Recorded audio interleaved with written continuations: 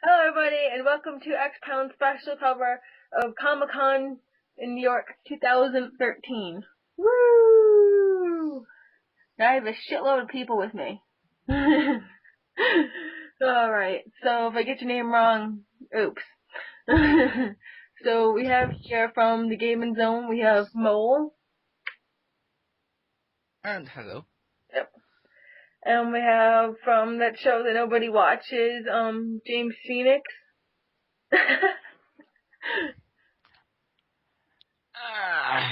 Hello. Okay, he acknowledges it. Alright. And then we have Marcus Shadow. Woo! Hi. Okay. And then we have Mr. Head, aka The Hammer. Hello. Mr. Head?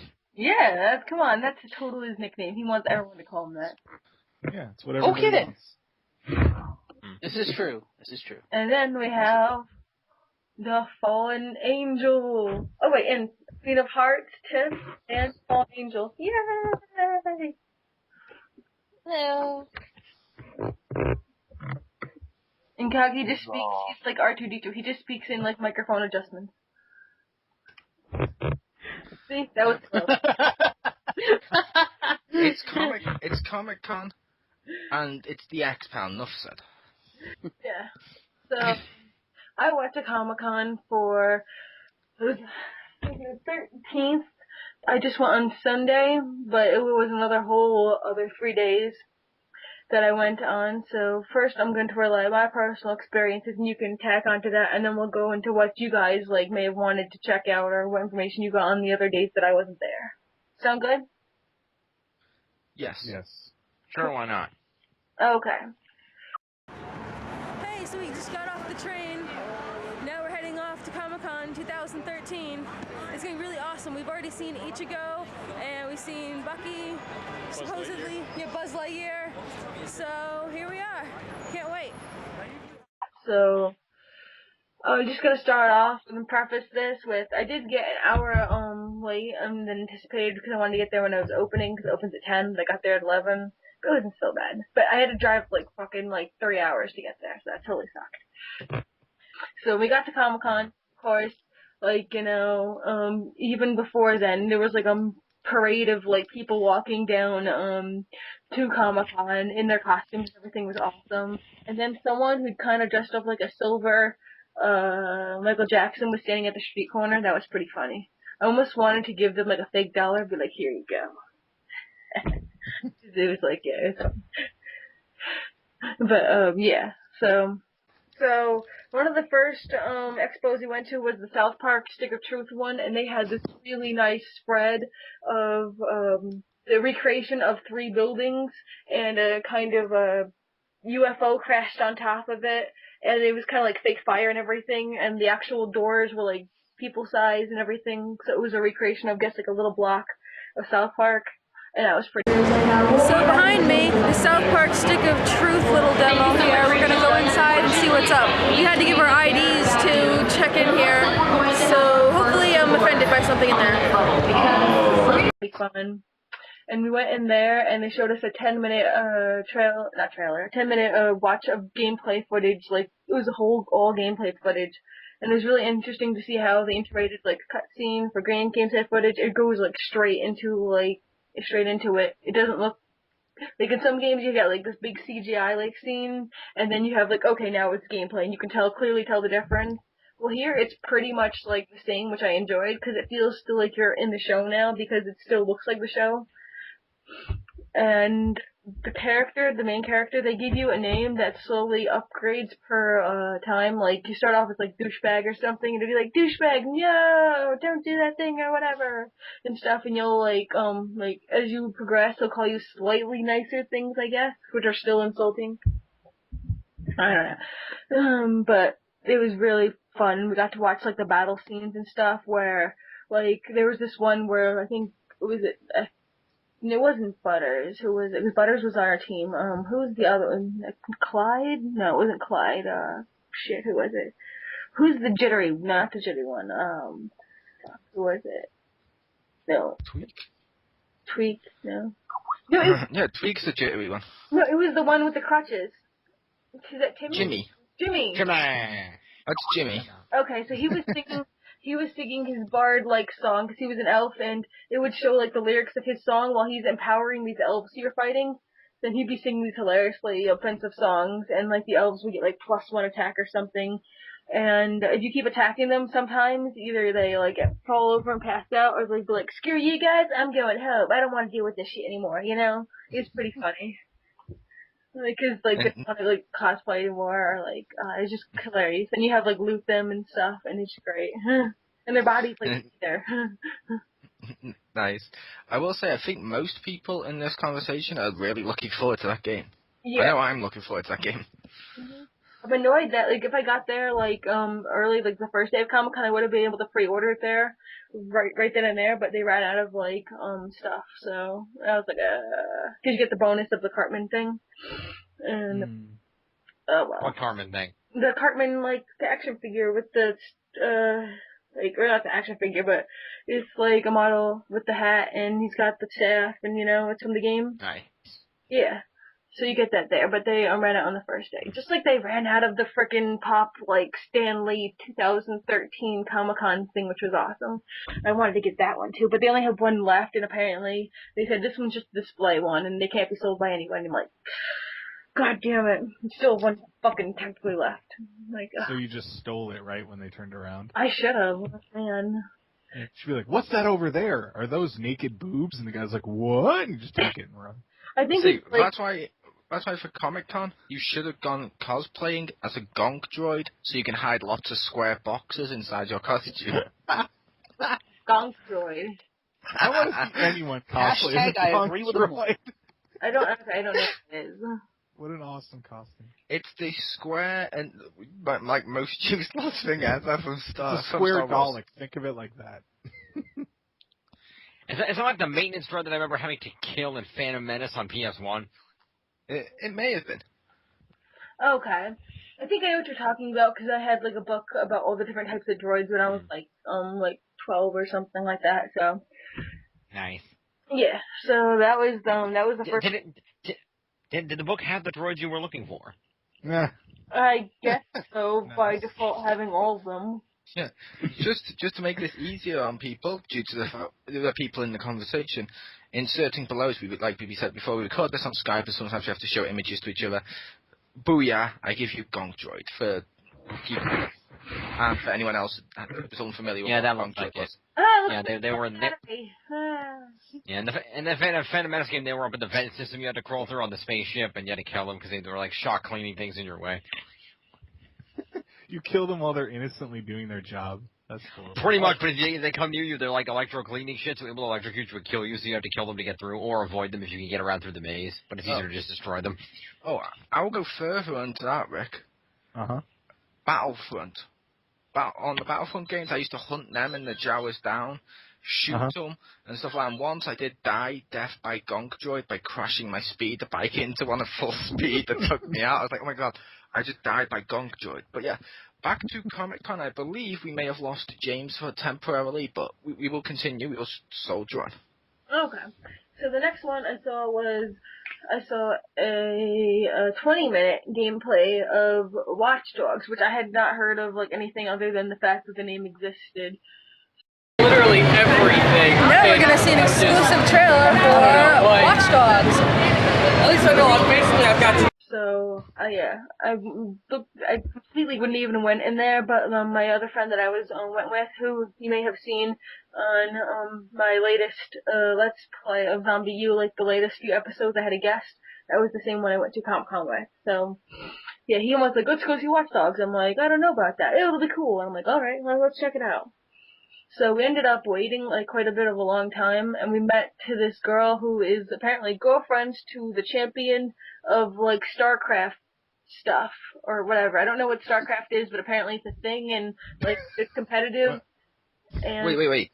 Oh, what? Wait, breaking news, StarCraft players have girlfriends?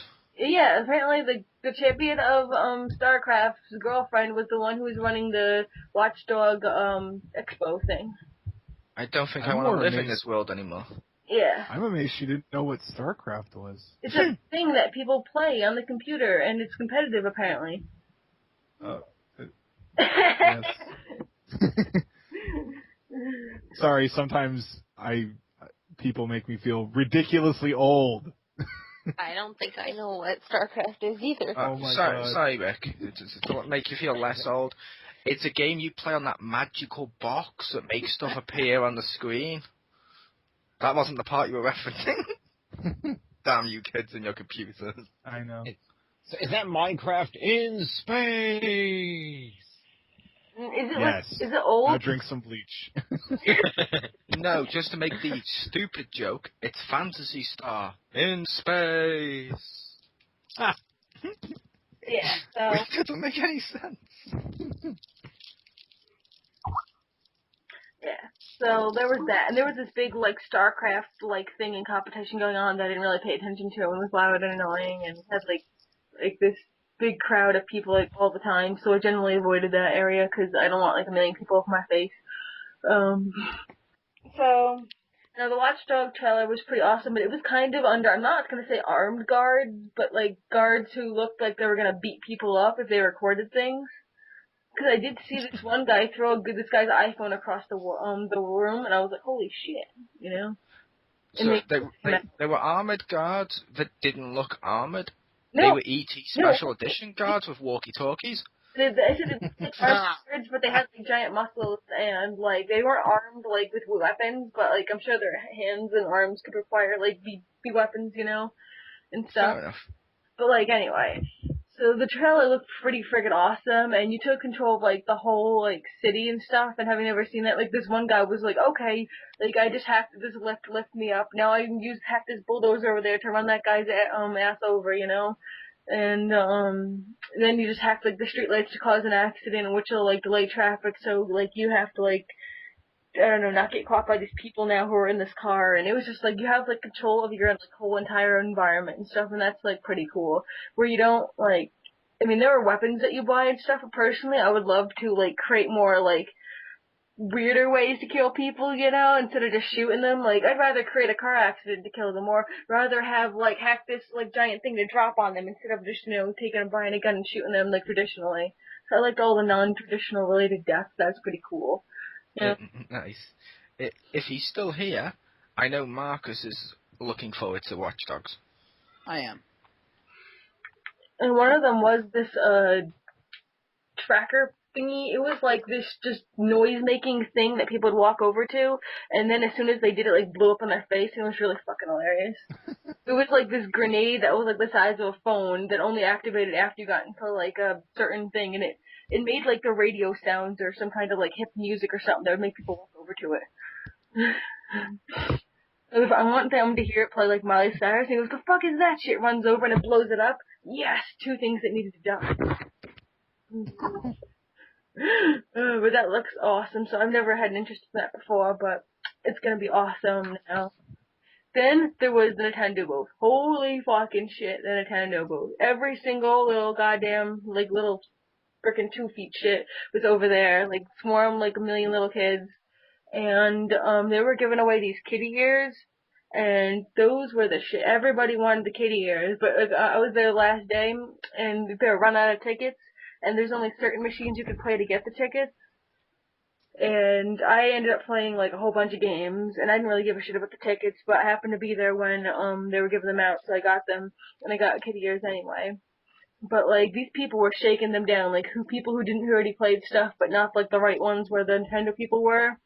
They were shaking them down for tickets. He was like, when I got mine, which I didn't even care about, he was like, take this. I'm like, what? Take this and go. And I'm like, okay, go where? He's like, go get their kitty ears before somebody else steals it. Everybody's trying to take my tickets. These are so precious. And I'm like, okay. He's like acting all dramatic and stuff. He's like, go, see, look, I'm out of tickets now. Take it. Just get rid of it. He wanted to get rid of all his tickets because he didn't want people to ask him anymore. He was like, see, his hands up, like, surrender. I'm out of tickets now. Haha, run away. And I was like, oh my god. Because he didn't want to deal with this anymore. And it was really fun. But, like, what did I play? First, I think it was... The first one I played was the Shadow Link, thing. Oh, what is it?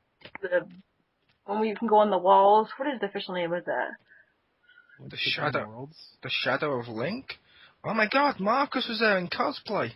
He's made it. The Link Between Worlds. That's it, right? I think it's Yes. yeah. It's Legend of Zelda: A Tale of Two Cities. There you go. Yeah. I played that. Originally, I was like wicked confused because we didn't realize that because I played the castle part first, and I was in this room and I couldn't even move on anything, and I couldn't go on the walls, and there were these like pumpkin jack-o'-lantern face spring things. And I realized that at the start they have like kind of similar to the Skull Hammer of Wind Waker, where you have to press these things down and they bounce you back up, and I didn't get that, so then I ended up doing the forest level first and then coming back to the dungeon. And then it was really fun, especially like the moving objects, like you can like go on a wall and like press the wall and like places will move like up and down, and you can like get around them by going onto the wall and then like pop out of the wall and get in the moving thing and rise up, and it's just really, really interesting on how like some of the background items you can go behind, so there's an even more background, and it's just really cool.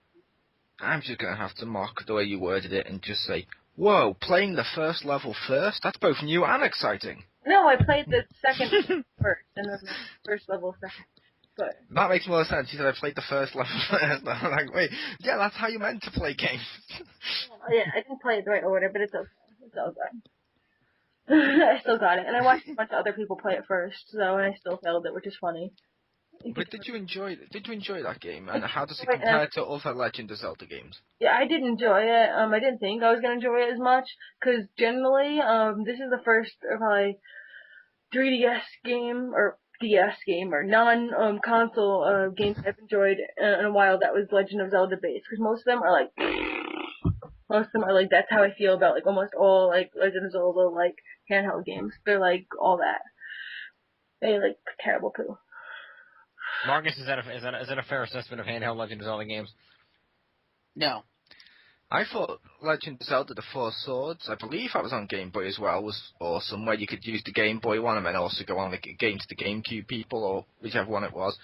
When I saw that was the GameCube version of the game. You're thinking of Four Sword Adventures, which came with Link to the Past on GBA. Yeah, which you cannot use with the GameCube. I thought you had to have the cartridge to play it with the GameCube. Because that's how normally how the Game Boy Advance stuff worked. You had to have the cartridge plugged into the Game Boy Advance in order to use it. Like with Pokemon, even the same. I think it was also similar with the Pac-Man game and stuff. But it may have been wrong. But I remember with two versions of the Four Swords, which I'm not a big Legend fan, but I'm not a big Legend of Zelda fan. But that was actually not that bad. I did enjoy that. I didn't play that game. The only ones I played was the Phantom Hourglass, the Spirit Train, and the Minish Cap.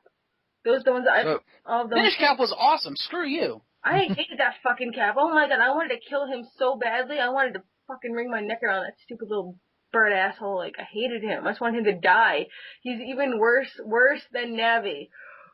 Oh my god. It's better story than Skyward Sword. Just to make the joke to annoy Geeky Girl, but Spirit Tracks was awesome. It's the Mario Sunshine of Zelda games. Mario Sunshine is good, and this is not good. Okay? So we need to... Oh, you. Mario Sunshine 2. Yeah, Spirit Tracks is horrible. Yeah. I should know. Spirit Tracks... I know Spirit Tracks is horrible. I was just calling Sunshine is horrible. I hate Sunshine. I love Sunshine. Sunshine 2. Alright. Okay. So then I played Sonic's Lost World. That was fun. It was kind of disorientating at first because like you're moving around, and sometimes it feels like you're moving the world around more than you're moving Sonic. Sometimes like that can get confusing. But other than that, only downloading that. Woo! Yeah, that was just bought that 1 minute past midnight when it became available in the UK. Bought that on the Wii U. Currently downloading it. Woo! Lots of videos for that coming from me. Hyped my shit. Like the concept, the core concept, I did really well on it, and it was really fun and stuff. Then holding out our content now on the Xpound should be called Boom Jimmy Style. Boom Jimmy Style. Ha. And gave Jim props.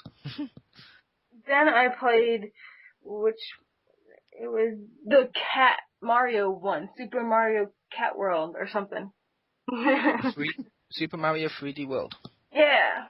Coming holidays on Wii U. That was really, really fun. I love the catness of it. And you can climb up walls and stuff. I like the see-through tubes where you have like a whole like underground network of like tubes and stuff. That was really fun. Although we played with 4 other people, so that kind of got chaotic because people go off the screen and you lose your bubble, and then like people are jumping on top of you, and it drives me a little crazy. And and then like Yeah, like I mentioned in the past, looking forward to that game. That looks awesome. Like you mentioned, the see-through tubes and some other elements. It doesn't look like people thought, where there was just like, it's another Mario game. It looks like, while it is similar to New Super Mario Bros. And Mario 3D Land, it looks like they've changed enough that it's actually a pretty innovative game in terms of the Mario franchise and where it evolves to, which that's kind of cool. I like stuff like that. there's a lot of different like mechanics where you can like turn off your Katniss and turn off your put it back on when you need it. And that was really helpful. I especially, I'm gonna sound like a dick, but I especially love that I can just run up the frickin' flagpole and get my 1-up anyway. Just like, fuck it, you know? I will say that does not make you sound like a dick, because they showed that off in the trailers, and a lot of the power-ups in recent Mario games, people used to like that. Like, I'll be honest, I used the helicopter hat like that. If I was next to the flagpole, into the air, land on top. Yeah.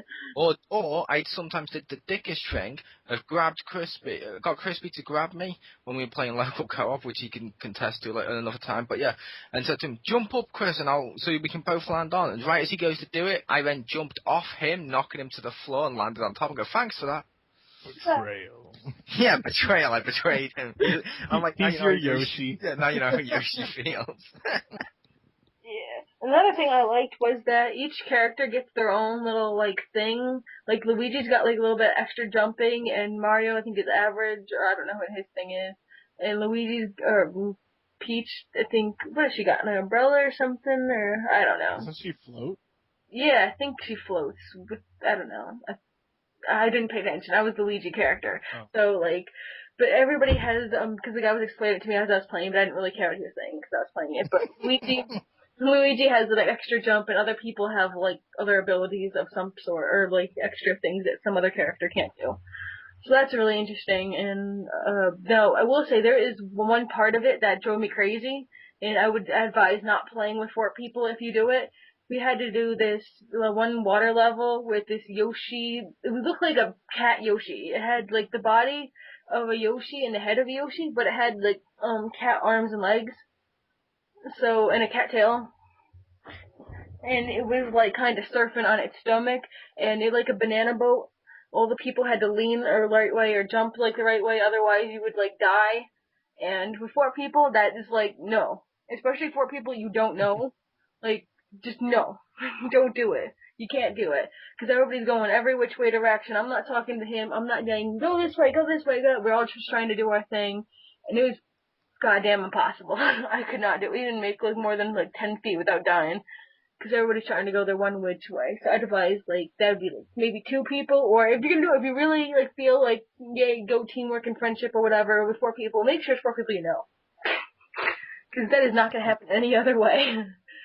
I would say it has to be 4 people you know. There's no online multiplayer. If some dudes break into my house I don't know, I'm not going to look at them and go, "Hey, do you want to play Mario?" Well, that won't happen. I might. Because, like, with the 4 people I played with there, like, we were all just going all over the place. Even though you'd think, hey, like, you know, all this shit's, like, spikes to the right, everyone's gonna move to the left, right? Nope, some people decide to move to the right anyway, just see what happens, or maybe they think they can jump it, or fuck, you know, it's... that was awful. But the guy was, apparently, I don't know if we were, like, the last people, this guy, the Nintendo guy who hands out the tickets, if we were the last people he was watching, or the first people he was watching, but as soon as we started playing, he was laughing his ass off. Oh my god, he was having a great time watching us. He was laughing so much, I'm surprised. Like, he didn't have to go to the bathroom afterwards. Oh my god. He was just having a great time. He's like, oh my god, you guys, oh my god, ah. I was like, really? Really? I was thinking, you know, he's probably standing all here all day watching all these like, million people, and this is the one that he laughed at. Like, really? Like, okay. Whatever. Maybe he was his new or his last one. And then I played Donkey Kong Freeze Country Jungle thing. Tropical Freeze. Yeah, close enough. I hate having to be that guy. It's okay. I can't remember that game for the life of me. They had a monkey and it existed. No, I mean, like, the name of it. But it was pretty interesting, although one weird thing was when I was playing as Donkey Kong, and there was this pink little bird that, like, backed up into me and attacked me, like, with its butt, and it took off 2 hearts, and I'm like, whoa, what the fuck was that? And I said, dude, and I went over to the guy who was standing right next to me, I'm like, dude, that bird just attacked me with its ass. And the Nintendo guy said, you are using words that Nintendo does not recognize, so therefore it cannot respond. And I'm like, what? Wait, did you say that to an actual service guy, like an actual Nintendo rep? Yeah, that thing just hit me in the ass, and the rep went, you are using words Nintendo does not recognize, I cannot respond. He literally said that. Nice. And, but the pink bird, I swear, Jim's weekend job? Yeah, because when she said that, I was thinking, okay, it might be a computer thing, but then part of me thought, please let this be an actual guy. Yeah, That just makes it sweeter. this pink bird just freaking backed up its ass into me, and freaking Donkey Kong took 2 hearts off. I'm like, the fuck was that? What did he just, like, ass rape me or something? I'm thinking, I didn't say that. He probably would have, like, died. Or, like, that is definitely words that Nintendo does not recognize. In fact, it's a concept that Nintendo does not recognize. So, I don't know. But You're like, well, then look behind you. But other than that, like, one part which, like, weirded me out, it was really fun, and I like that you kind of have to work together, because there's some golden coins that you can't have without Diddy. So I'm thinking one player might be weird, or one player has to be, like, I don't know, work, like, I don't know how one player works, but it might be, like, not as good, I'm guessing. Because there's a lot of, like, cooperative stuff in there, unless they redid the whole level. And then I played the minecart level, because, like, every Donkey Kong's gotta have a minecart level. That's, like, their thing. I'm surprised they don't have, like, just minecart levels, all of them, and have, like, people or or people create them and just keep uploading them and stuff, and they don't have, like, a whole community, like, based on that. But See, my thing with that is the game looks cool and all, but as any diehard player will tell you, in order to play a Donkey Kong game, you need bongos. there were no bongos. Is it sad I owned them on GameCube? I owned the Donkey Kong bongos. I still have those. Nice. Never used them, but I have them You need sitting to- right. I can see them from where I am. You need to at least use them once just to experience how weird it is to play a game with bongos. But I say the minecart level was friggin' amazing, and I purposely put it on extra hard so I could try, because I wanted to really, because I'm good at I think I'm good at minecart levels. And yes, it took us 3 tries to do it, but we completed it. And a lot of kids didn't even do it on easy, and I made fun of them and made them cry. But it was really fun, and we got all the frickin' letters, like K-O-N-G, Kong, and all the frickin' banana coins and everything, and I'm like, yeah, that's right, yeah! And the guy was like, oh, you're so awesome, and stuff, and I was like, yeah, because there's no ass-raping birds on this level. I'm like, no, I didn't say that, but, like, I said there's no crazy birds on this level. But it was really, really Well, fun. you You couldn't tell him that. He doesn't recognize those words. I was going to say, there's a crazy bird hosting. But then, of course, after that one, we were like, here's your second ticket, go get some kitty ears. And I'm like, what? Okay, sure. And so, I got the one green kitty ears, the big fluffiness, they're adorable. They also have, like, a Mario, Super World pin in them that I can remove when you can, like, stick it on a shirt or whatever, so that's cool, a free pin, too. And, it's funny because those things were, like, all over the place, so even if you wanted one, you wouldn't really have to get the tickets, because people were just leaving them all over the place and stuff. So I got one, like, there was this dome for, like, some kind of comic that some dude made about, like, saving the planet or something, some kind of eco-environment comic or something. And someone left, like, 3 kitty ear things there, so I'm like, oh, my sister might like one of these, maybe her friends or whatever, so I took some, but I just left there. Someone made a Captain Planet comic? It's not like Captain Planet, it's like... That's exactly what the Fallen Angel typed below at the same time you said it. It's kind of like...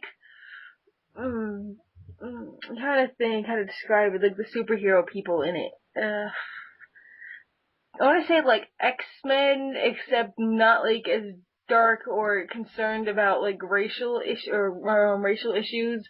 And when I say racial, I mean like a whole mutant versus like not mutant people. So what you're saying is, it's like X-Men, but without everything that makes X-Men cool. That's what you say. It's like X-Men, but without everything that makes X-Men cool and X-Men. Brilliant. Also, I don't know if this makes it worse or better, but all the superheroes have, like, guilds, I guess, that are based off one animal, that are all, like, each guild has a specific, way they save the planet, I guess. Like, Mole Guild. There was, like, the Butterfly Guild, there was the Fox Guild, there was the, like, I don't know, there was, like, 12 different things, and these are guilds that you could actually join online, so you could help, like, save the planet for real in real life, while also buying the comic, I guess, which I thought was really weird, like, this whole environment thing was, like, at Comic-Con at all. I mean, but, hey, it's also a comic, I don't know which one came first, so, I'm not gonna, like, judge. But, like, it was really, really weird. And it was like, hey, do you want to go on the dome of, like, awakening or something? I'm like, okay. You're gonna awaken you to environmental issues. I'm like, The Dome of Awakening, you step inside, it's just an alarm clock on a table. Well, it was just this dome, and they were showing all these, like, nature images. I'm like, oh, man, I thought that was cool. I thought that was like the name of a game or something, like Dome of Awakening or some badass game or, like, thing, and it was not. Because they wouldn't even tell you what it was until you went in there and they started their eco speech. So, yeah, that was kind of, like, anticlimactic. Eco speech activate.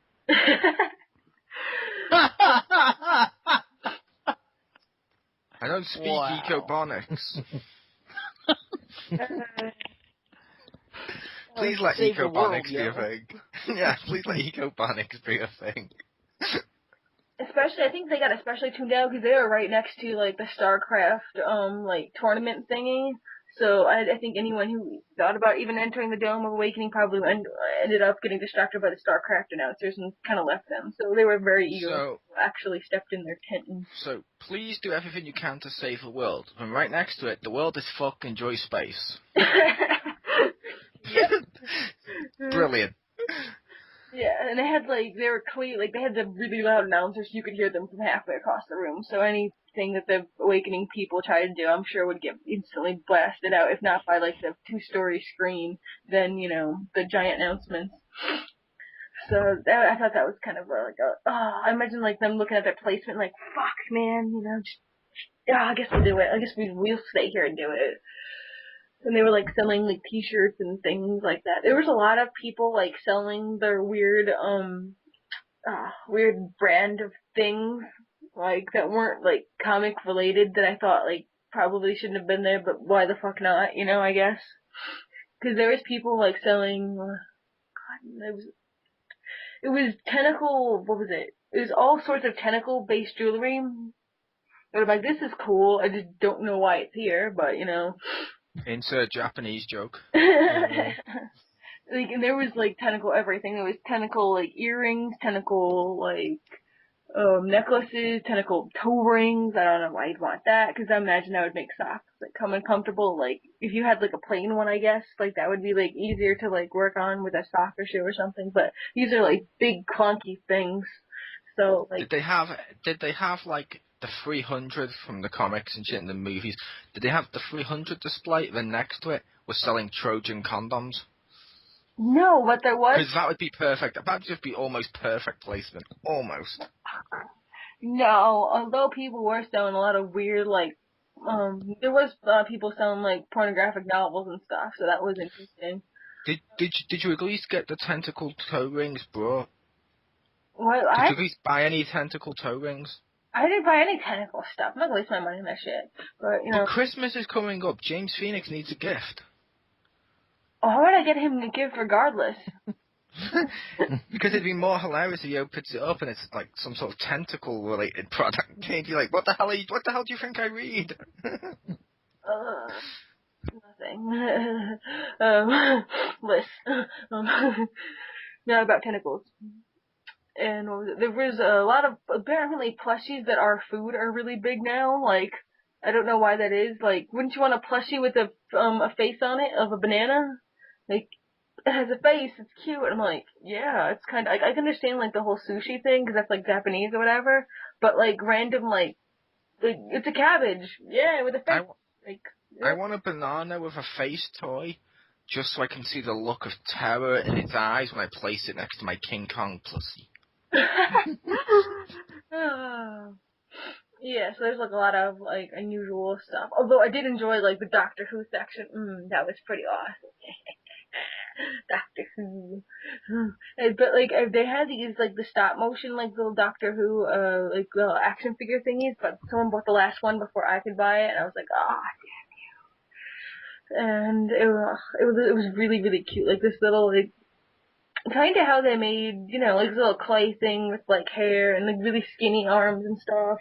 Kind of like, like Nightmare Before Christmas styled, except I guess slightly less creepy, but equally skinny and stuff. And there was this guy standing, who was dressed as Captain Jack, and he had the war Dalek, the war Dalek that says, "I am your soldier," that one. And they put a little fez on top of him, and it was so cute. It was like adorable. And I took a picture of that. That was cute. That was just amazing. A little dog and a fez on it. And everybody was wearing fezes because they were selling them for like $5. So like there were a million people whose costumes now had fezes on it, which I thought was like, oh man. But I guess it was okay. But it was, anyway. So I was still considering buying a sonic screwdriver. I was thinking about it, like, I'll buy it cheaper somewhere else because it's probably gonna be more expensive here. And but it was good. But I did get a patch though. I get like a little like TARDIS patch. That was fun. I'll throw that onto my like a backpack or something. That was great. And there was so many. I want to say there were probably an equal amount of doctors as of 10th doctors as there were 11th doctors. And oh my god, there were so many doctors, so many doctors. Although I only saw one person dress up as the 4th Doctor. Tom Baker with the long scarf, and he made his own little canine and stuff. It was so cute. But like, yeah, that man is a hero. What? That man is a hero. Oh yeah, he was actually standing right next to the what I would call the actual regular man Superman, the average man Superman, because he had like the muscle shirt. But he was kind of fat, and stuff. And he looked like Superman if he was like a normal American, Right. Like I am a comic book guy. Yeah. Yeah, I mean, he's not that fat. He was just like slightly like overweight, And he had like the muscle shirt and everything, and he had like the hair, like, and it was just great. So I'm like, he's average. But Mole, I didn't think you could get over here to go to New York City Comic Con. No, she said slightly fat. I'm really fat. As me dressed as Venom proves. You're not. True. Me dressed as Black Spider-Man. You're kind of American average. Like, you might be fat like for English people, but like you're like average here. Oh no, I'm fat or obese in UK terms. In American size, I'm underweight. Yeah. In America sizes, I'm anorexic. Not judged by what clothes they sell. Yeah. I'm like, yes, they sell clothes of my size. But there was one really, what was it? I'm trying to remember the shirt that I saw. Not the HM01, you bitch. But... Oh, I was going to say, related to the clothing thing, Rick. Mm-hmm. No joke, I did have something to do with that the other day, which annoyed me. Mm-hmm. I went into a shop to buy a pair of jeans my size. I asked the woman behind the desk, "Oh, do you sell jeans my size?" She looked at me as if I'd just threatened to murder her family. It was like a pure look of like disgust, like, ugh, how dare you. And she looks at me and goes, she actually checks me out with her eyes and then goes, "No, sir. You'll have to take your business elsewhere." And I'm like, fuck you. Part of me's just thinking I want to fucking kill this woman. Wow. Yeah, that's pretty bad.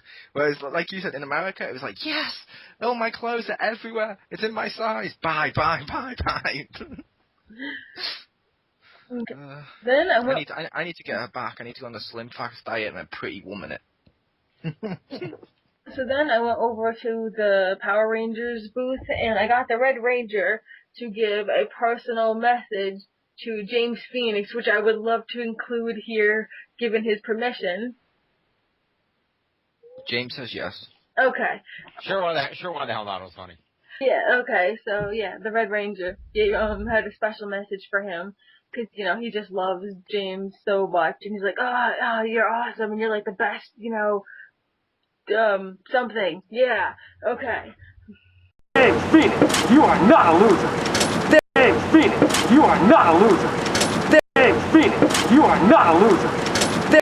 Now, right next to Power Rangers was a much more interesting Monster Hunter thing, which more people were kind of there. That's why I went to the Power Rangers thing, because I'm like, wait, this area is completely like abandoned. There's no people trying to push my way. I wonder, like, I should go to this thing and check it out. But then everybody was crowding around the Monster Hunter one, where like all these people were dressed as like these things. I don't exactly. That joke would be funnier except the fact that you blatantly stated that you couldn't get into Jason David frame because his line was too long. So yeah, you fail. Yeah, I'm talking about the one like the little stand, not the where the actual celebrities were at the time period they were signing shit. This is different. This is not a signing booth. This is just the like people standing up and like I don't know if it was actually them, but they're just standing and waving and pretty much not doing anything. Yeah, the signing booths will be full, no matter who's there, no matter what show, because people will go there to get merchandise signed to hawk it on eBay. Yeah, and they had a little TV show in Mighty Morphin, which made me happy, like an episode, and it was awesome. Yeah, so that was there, and right next to it, Monster Hunter, and there was this line for people holding up this giant ass sword that kind of looks like it was like red and giant red like ragged sword that looked like it was made of like an animal arm or something. It was just ridiculous and looked all complicated and like probably like freaking like 6 feet long or something, or probably bigger. And does any of this help you, Rick? No, which sword it was. Yeah, I do. Which I'm sword? assuming it's the same one that was at PAX. If I remember correctly, it was the Rathalos sword. I don't know what that is, though. I know. Yeah, the point is that you guys know. No, the point is Rick knows. Yeah. Well, I'm sure like Rick knows. I don't know the difference between them. That's why I asked him just to get it specified. I was like, oh, okay, cool. Oh, let me see that. Yeah, that's the one. So, anyway, the point is like anyone who plays like a Monster Hunter would know. But yeah, there's a bunch of monsters that can't even describe. All three of us in this country. Amalgamation of like animals that made up like the monsters here. So I can't even begin to describe them. They were just brown. Most of them were brown and one was green. So that's it. I can't even like describe it further than that. So don't even like try to understand. Oh, brown and grainy. Whoa, it's like a PS3 or 360 game. Oh, I didn't say grainy. I said green. But That even brown and green. That was the palette. That was the palette on PS3 and 360. Yeah. Early on, at least. Mm-hmm. And then, pretty much after that, we just, besides having, an ice cream shaped like Pikachu, which was amazing by the, yeah, I felt almost bad for eating it. I asked them to make a Dragonite, but that was too hard. If you ate it too fast, did you hold your head screaming, Thundershock? Oh, that'd be amazing. I should have done that. No, but there was a guy walking around with Deadpool. But he had an Enderman hat on, which was interesting. I didn't exactly quite get that, but Deadpool can appear in anything, I guess. So why the fuck not? And fuck Deadpool. Probably. There's so many of him. You should have seen. I was walking in the Deadpool photo shoot to see all the different types of Deadpools. Oh my god, so many Deadpools. Oh god. Anyway, the last thing I think I checked out was like either the bajillions of comics or the life-size Lego things of Halo, which were also awesome. So yeah, that's kind of what I did the whole time. So what about you guys? Now you guys can like totally talk about the stuff that you like read about it, or maybe wanted to check out, or stuff that happened on days 1, 2, and 3, or news about it. And I feel like they ask a question real quick. Since you mentioned those Power Rangers only doing booths around, was there a guy walking around hawking those new Samsung watch phones? What's a? I don't know what that is. The new Samsung watch phone. I don't know if it's an actual watch phone or if it's one that you can hook up, like Mole said, with the iPod to your cell phone. Because it's called Samsung Galaxy Gear. I've not seen that, so. Because if you haven't seen it, Geek Girl, there's a really cool commercial there's two different commercials, where both of which they basically show all these old 80s and 90s TV shows where people had awesome wrist communicators. The first one shows clips from the shows, and the second one shows like models of the communicators. And it's like, oh, here's a Star Trek one, and Penny's from Inspector Gadget, and the Power Rangers one, and the one that David Hasselhoff wore in Knight Rider, all these different ones. Nice. And then they're like, it's about time. Then they show the Samsung Galaxy phone watch. No, it says after all these years, See, it's finally real. And see, that's cool, but the greatest watch of all time is still the self-winding watches where you can put on your right wrist, and that shit will wind itself when you're looking at the computer at night.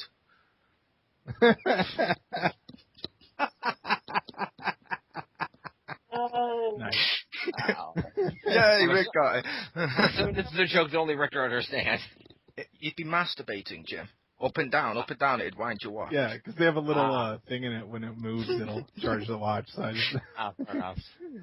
It was a joke you had to think 3 steps in to get. Fair enough. Okay, well, I did not see any of that. Although, my God, I can't see, how, all these freaking guys walking around in these, tight clothes. Seriously, you know how hard it was for me to resist just grabbing somebody's ass. I mean, ridiculous. All these guys freaking walking around crazy tight little left. It's very difficult for me. I feel like, and sometimes, I don't know, I feel like I don't know how old these people are, so sometimes I feel like a pedo will be like, I can't see his face. I don't know how old they are, you know? That's what you should have done, Geeky Girl.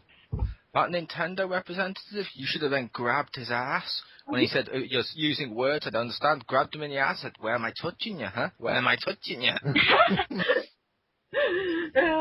he wasn't wearing any tights, so, it was the same.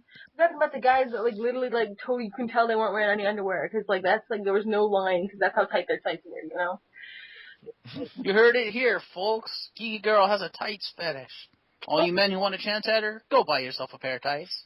Well, you have to also look good in them. You can't just be a fat asshole and wear them, or otherwise I'll send you to jail. Says you. Aw, that disappoints me. I'm gonna have to hang up my Spider-Man one again. Yeah. Well, I'm sure you guys pleasure each other. Size it. But yeah, that's the stuff that I saw. So what are some stuff that you guys thought interesting about Comic-Con the other days that I wasn't there? And like I said, it sounds like you had fun, and I will let one of these guys go first, because most of the people here have been quiet. If you don't talk, I'm going to have to pick you by name, and you're not going to like that, so speak up. The streak continues. Like I said, I ain't got nothing, so I'm just going to sit here and nod my head in approval. It's okay. We know you know nothing, understand nothing. It's okay.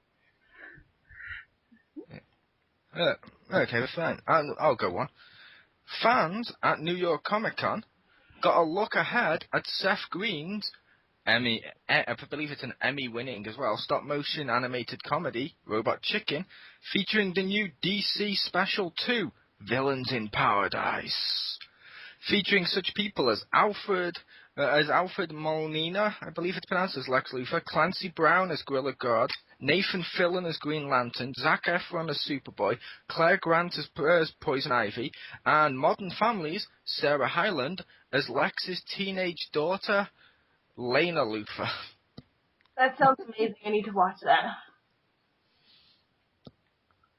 Wait. So 2 things. 1, Dr. Octopus is playing Lex Luthor.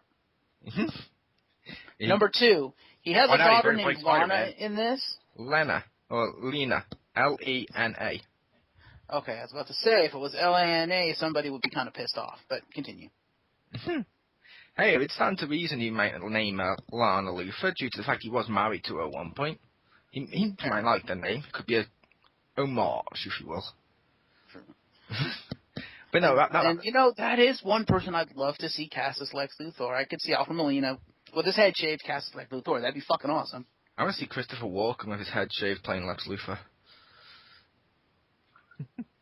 That could be interesting. Except he's already played a character in a DC movie.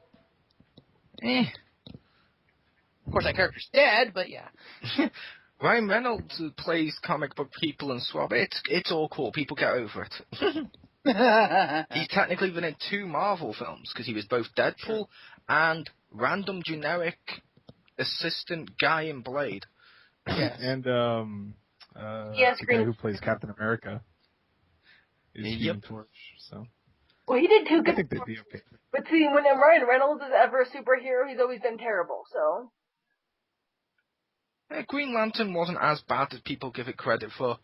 I mean, it was not as good as some other superhero films, but I wouldn't exactly say it was so bad it needs to be written out of continuity. I would welcome that into, say, like the Man of Steel continuity or something. Oh, that It's just so you get him as Green Lantern during Justice League, because it wasn't too bad, and Sinestro was pretty cool. But yeah, I like the Green Sinestro was Lantern. the best. yeah, like I said, I own that had movie. I had problems with it, which I admit. Like I'm guessing you probably did, Marcus. It wasn't the best, but it certainly was not the worst. It was Well, also, he was the second worst part of the movie. The worst part, of course, being Parallax. Oh my god! But See, I didn't think Ryan Reynolds was bad, given the script they gave him. yeah, everyone. no, I thought the problem was that, and this is turning into now a movie review, but I thought the problem was the fact that they told him to be Ryan Reynolds. It's like, no. He's supposed to be Hal Jordan. He's not Ryan Reynolds. There's a difference here, people. There's no problem with this turning into a movie review. It's about time the Xpound had at least one movie review uploaded. Ha! Oh, fuck you. Number one, I agree with I agree with the mole, and number two, Haha, banter. Haha, banter. Number three, you have to realize the thing is that Ryan Reynolds doesn't play anybody other than Ryan Reynolds in his movies. Yeah, which Yes, he does. The one movie where he was actually really good in and proved he could act, he played someone else other than Ryan Reynolds, and then after that he got pigeonholed as Ryan Reynolds. Yeah, What movie? Oh, I can't remember the name. It's the one where it ends with him in the hospital with his friend, and he's like, I never actually saw the entire movie, but I saw that scene. I was like, okay, yeah, he's pretty good. I helped him in. Yeah, And you see why he got pigeonholed as Ryan Reynolds? Because the ones where he's Ryan Reynolds, people have actually heard of. Yeah, like I said, I'll admit, the one, he's playing Green Lantern, like you said, he was a little too Ryan Reynolds. However, it worked in the sense that him as Ryan Reynolds, it wasn't the worst thing they could have done with the character. I mean, they could have really gone fucking horrible with that. Well, the thing that really gets me is he gets pigeonholed as Ryan Reynolds, and then the one movie where they should go to him and say, hey, play yourself, they fucking sew his mouth shut. Yep. Ah, God, Hollywood. Duh. Which, that's fine, but that now it's turning into a Green Lantern movie discussion. Does anybody else have any news from Comic-Con besides me? And I know James Phoenix has too. Does anyone else have news, just so we can get this out of the way so we're not constantly asking people? I don't. Okay, I guess it's just me and you, Jim. Go, Jim. Okay, I want to mention the fact that, as I referenced earlier, the former green, white, red again, and black Power Ranger J. David Frank was there in the New York Comicon, signing autographs.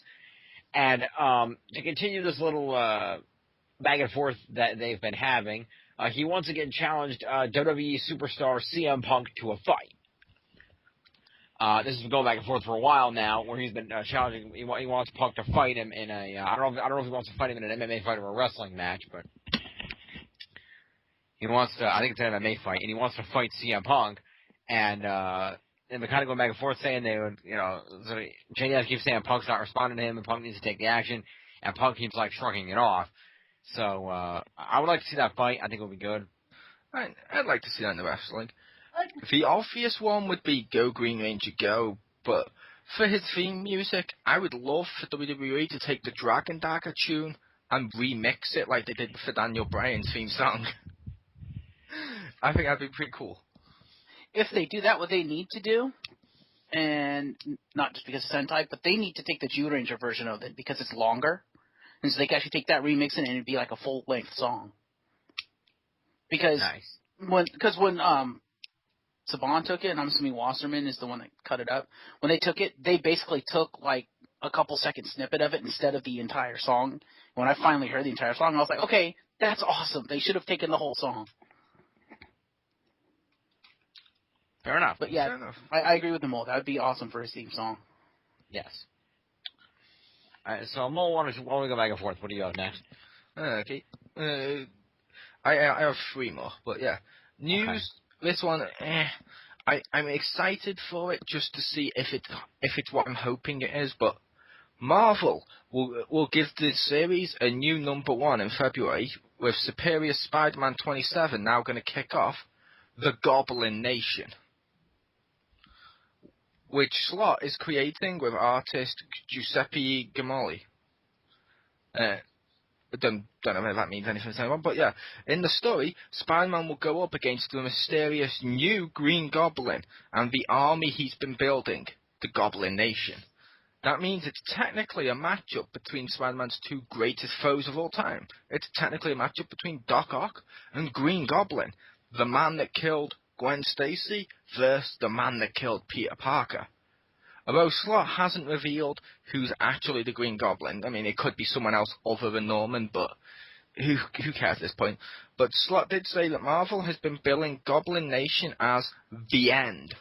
But the writer asks, what is it the end of?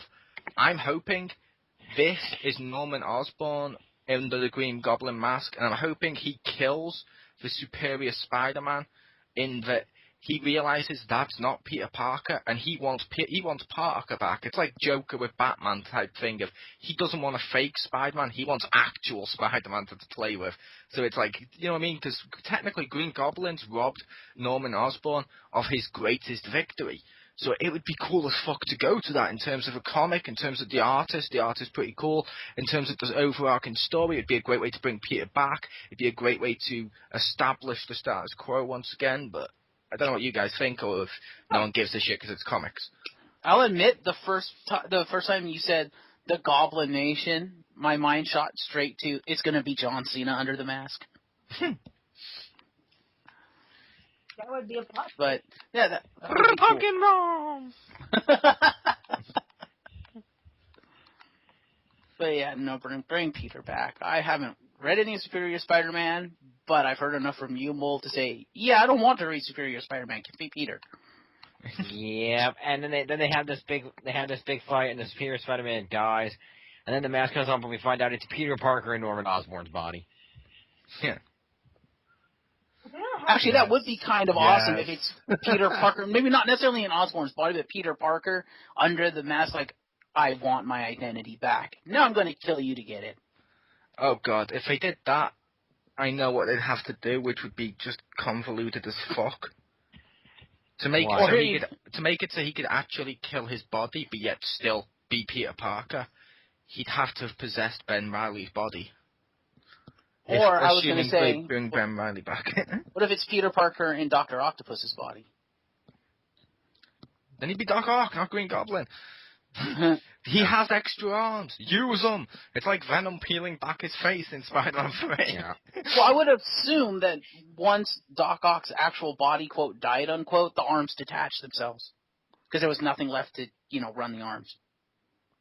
So it would literally be him without the arms. Yeah. It depends on the version you read, because in that one really dark future Spider-Man story, Doc Ock's arms were alive and walking around with the rotting corpse still attached. That's true. I hadn't thought about that. But anyway, what was I going to say? Oh, yeah. And in terms of, he could be possessing Ben Reilly, except didn't they establish that Ben Reilly was the real Peter Parker at some point? They said Ben Reilly was the real Peter Parker, but shockingly enough, people didn't like it, so Ben Reilly had to die, and Peter was established as being the real Peter, and it was all a plan by, I believe, the Jackal to fuck with Peter. Ah, fair enough. But yes, sorry. Next bit of news from James, then. Yes, then. Okay, so I did want to talk about one thing was there was a panel for Person of Interest, first season review on the not first season, but effectively an opening review available now, Rise from the Airways on the Xpound, and they had a number of the almost the entire cast there, except for the best character on the show, Mr. Finch, portrayed by Michael Emerson, which sucks. But all the others there, Reese played by Jim Caviezel, some of the bad guys, the allies, they were all there, as well as executive producer Greg Plageman. And so they showed some clips from upcoming episodes that haven't aired yet, which was pretty cool, showing some things that were going to happen. And that's a great conversation where some of the women of the show talked about how glad they were that the female characters in the show were so strong and showing us being very capable on their own and not dependent on the men to save them or to back them up or whatever.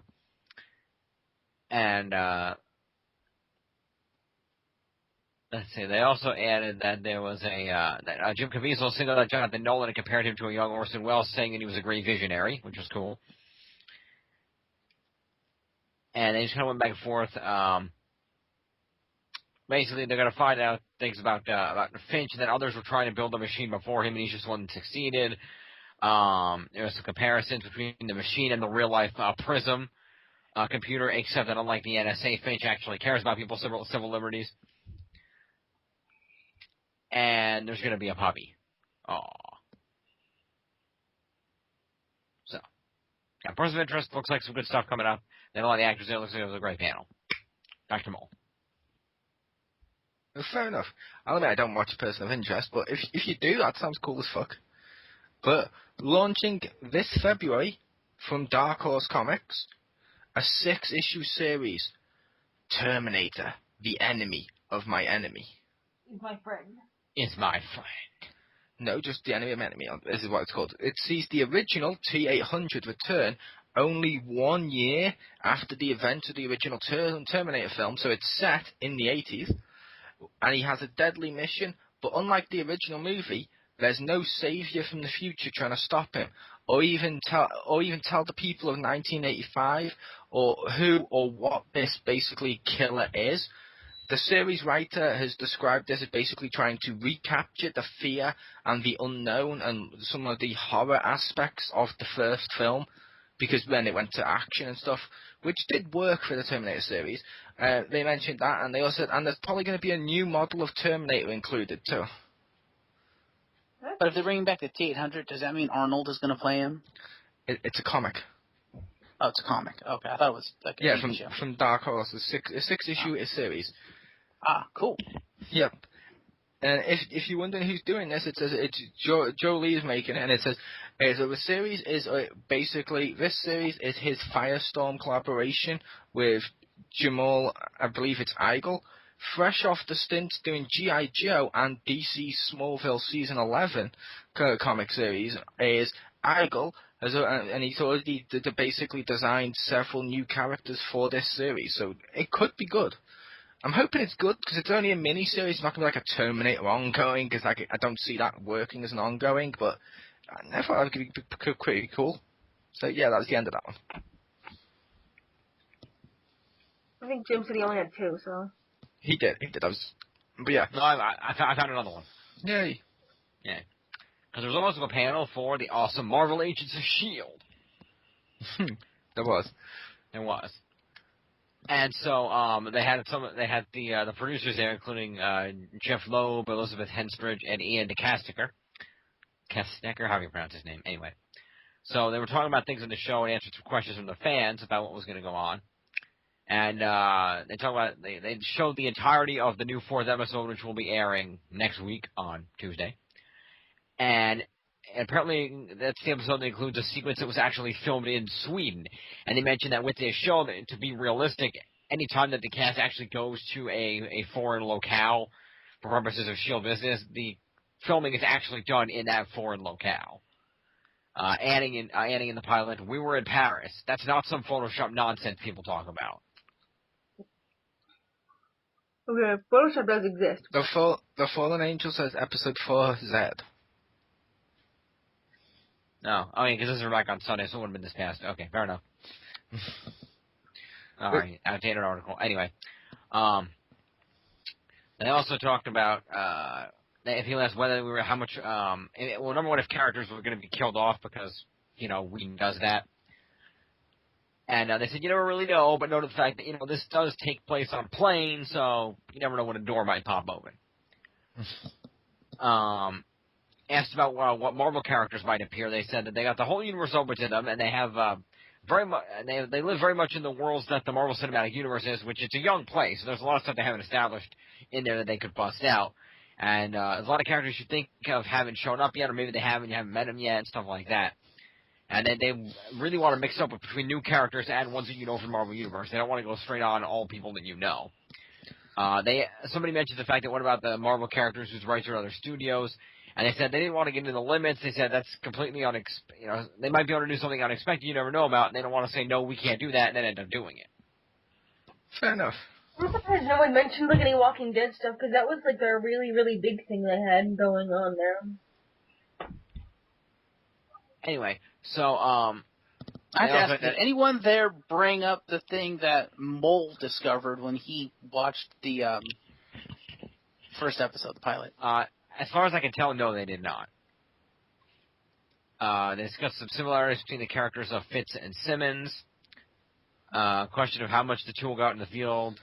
It's recently been revealed that Titus Welliver will be reprising his role as S.H.I.E.L.D. agent Blake from the Item 47 short on the show. He didn't want to get into specifics on the other familiar characters, but when one audience member asked about the unseen cellist Coulson and Pepper Potts discussed in the Avengers, Loeb grinned and replied, "There isn't anything that Joss Whedon has written and created that we're not going to mine all the way down to the bottom of the mine." Okay. Nice. More than one person wondered if the Agents of S.H.I.E.L.D. characters are going to show up in the movies. Loeb noted that the show had only just gotten a full season pickup because until 48 hours ago, as of Sunday, they didn't know there was going to be more than 13 of those episodes. But they added the longer they're on the air, obviously the greater that possibility is. When it came to revealing secrets, Coulson's or otherwise, they said there was a plan, and you don't have to wait 5 or 6 years to find out whether it's an island or a turtle. Nice. Wait, is that Near the end, an audience member joked about if Fitz could actually get that monkey he wanted to have, and they said, "We really like to get the monkey. They won't let me get the monkey. We need to get the monkey." I will say, I've only seen the first 2 episodes, I believe. I believe I'm a week behind you. Another one may have just recorded, I watch it the weekend. I loved the fact Samuel Jackson appeared in the second episode. That was awesome. I'll still see it. I only saw the first one, so I'll be the second. Yeah, Nick Fury does appear in the second episode, which was awesome. That's cool. I'm surprised they come out with this snakes on a plane. Yeah. Alright.